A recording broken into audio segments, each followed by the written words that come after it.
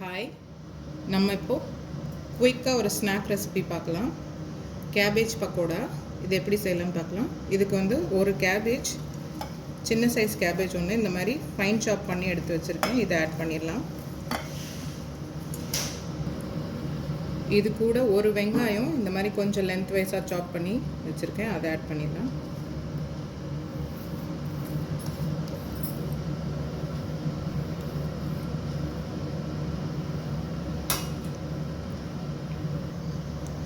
இதில் கொஞ்சமாக இஞ்சி பூண்டு விழுது,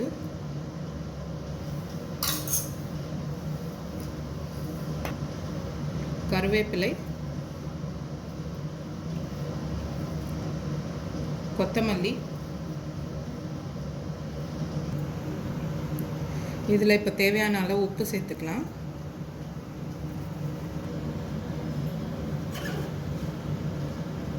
மஞ்சள் தூள்,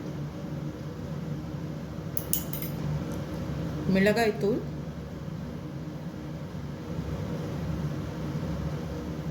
கரம் மசாலா ஒரு 1/4 டீஸ்பூன் சேர்த்துக்கலாம்.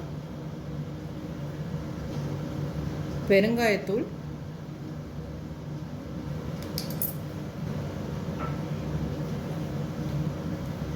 இப்போ இது எல்லாத்தையும் நம்ம இப்படி லைட்டாக மிக்ஸ் பண்ணிக்கலாம்.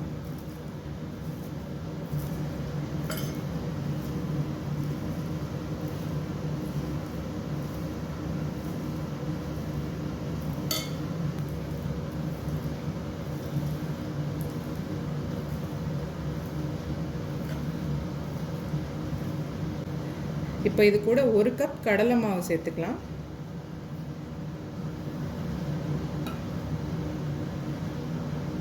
அரை கப் அரிசி மாவு,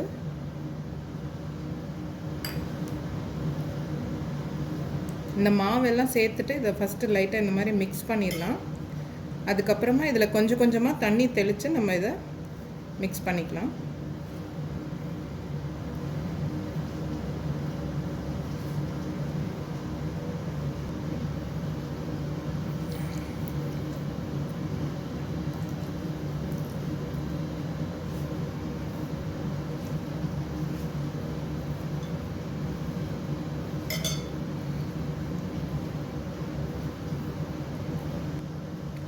இதில் இப்போ சூடான எண்ணெய் சேர்த்துக்கலாம். 1 டேபிள் ஸ்பூன் வரைக்கும் சூடான எண்ணெய் இதில் சேர்த்துடலாம்.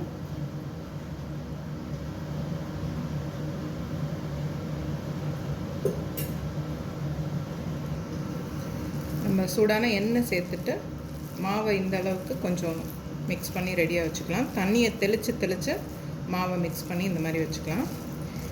இப்போது நம்ம பக்கோடா போட ஆரம்பிச்சிடலாம்.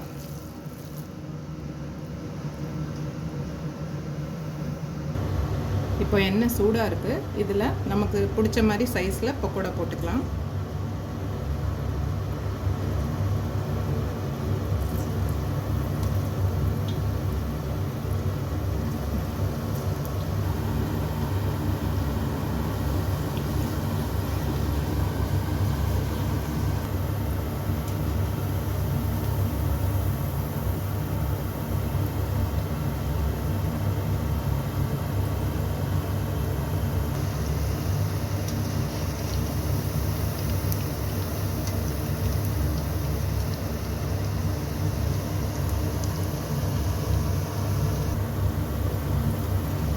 ரொம்ப கிறிஸ்பியாக கேபேஜ் பக்கோடா இப்போ ரெடி ஆயிடுச்சு.